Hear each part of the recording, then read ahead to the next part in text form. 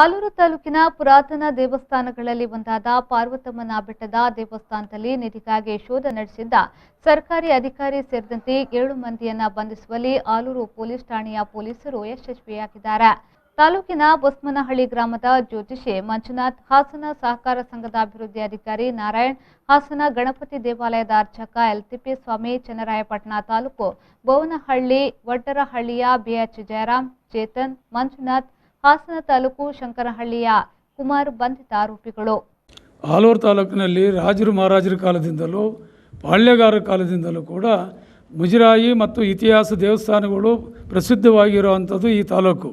ಈ ತಾಲೂಕಿನಲ್ಲಿ ಪಾಳ್ಯಗಾರಗಳು ಆಳ್ವಿಕೆ ಮಾಡಿದಂಥ ಇತಿಹಾಸ ಇದೆ.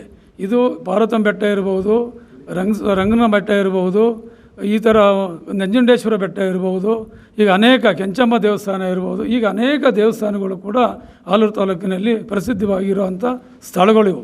ಇವು ಸ್ಥಳಗಳಲ್ಲಿ ನಿಧಿ ಇರ್ಬೋದು ಅಂತೇಳಿ ಅನೇಕ ವರ್ಷಗಳಿಂದಲೂ ಕೂಡ ನಿಧಿ ಕಳ್ಳರು ಇದನ್ನು ದೇವಸ್ಥಾನಗಳನ್ನು ಡ್ಯಾಮೇಜ್ ಮಾಡೋದು, ಅಗಿಯೋದು, ಇಂಥ ಒಂದು ಪ್ರಕೃತಿಯನ್ನು ನಡೆಸಿಕೊಂಡು ಬರ್ತಾ ಇದ್ದಾರೆ.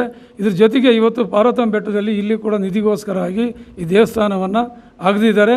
ಇಲ್ಲಿ ಏನು ಶಿವನ ದೇವಸ್ಥಾನ ಇದೆ, ಮಲ್ಲಿಕಾರ್ಜುನ ಸ್ವಾಮಿ ದೇವಸ್ಥಾನ ಎದುರುಗಡೆ ಅಗದಿದ್ದಾರೆ. ಇದಕ್ಕೆ ಸರಿಯಾದ ಇಲಾಖೆಯವರು ಅಥವಾ ಪೊಲೀಸ್ ಇಲಾಖೆಯವರು ಕ್ರಮಕ್ಕೆ ತಗೊಂಡು ಇದು ಸರಿಯಾದ ರೀತಿ ರಕ್ಷಣೆಯನ್ನು ಕೊಡದೇ ಇದ್ದರೆ ಈ ತಾಲೂಕಿನಲ್ಲಿ ಇಂಥ ಅನಾಹುತಗಳು ನಡೀತಲೇ ಇರ್ತವೆ. ಇನ್ನು ಆಲೂರು ಪೊಲೀಸರು ಅನುಮಾನಾಸ್ಪದ ಮೇರೆಗೆ ಬೊಸ್ಮನಹಳ್ಳಿ ಗ್ರಾಮದ ಜ್ಯೋತಿಷಿ ಮಂಜುನಾಥ್ ಎಂಬುವರನ್ನ ಠಾಣೆಗೆ ಕರೆತಂದು ವಿಚಾರಣೆ ನಡೆಸಿದಾಗ ಈ ಪ್ರಕರಣ ಬೆಳಕಿಗೆ ಬಂದಿದೆ.